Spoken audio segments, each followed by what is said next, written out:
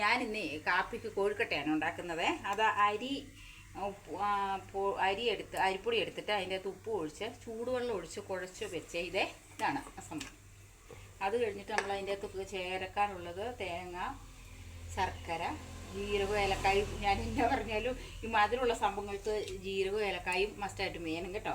എന്നിട്ട് നമ്മളിത് ഇങ്ങനെ ബോൾ പോലെ എടുത്തിട്ട് ഉരുട്ടി അതിൻ്റെ അകത്ത് തേങ്ങയും ശർക്കരയും കൂടെ വെച്ച് ഫില്ല് ചെയ്യുവാണേ. മാവ് ഫില്ല് ചെയ്തിട്ട് ഉരുട്ടി നമ്മുടെ അപ്പച്ചെമ്പിലേക്ക് നമ്മൾ വെക്കണം. ഇത് കഴിയുമ്പോൾ ഇത് അരിപ്പൊടി തന്നെ വേണമെന്നില്ല, നമുക്ക് റവയാണെങ്കിലും നനച്ചിട്ട് നമുക്കിത് ഇങ്ങനെ ചെയ്യാൻ പറ്റും. അരിപ്പൊടി തന്നെ ആവണമെന്നില്ല. അതൊക്കെ അവരൊരു സൗകര്യാർത്ഥം ചെയ്യാൻ പറ്റുന്നൊരു കാര്യമാണ്. ഇത് ഒരു 4 മണി കാപ്പിക്കും കൊള്ളാം.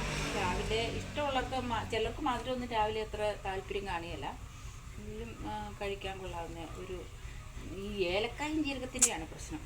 അത് മതി.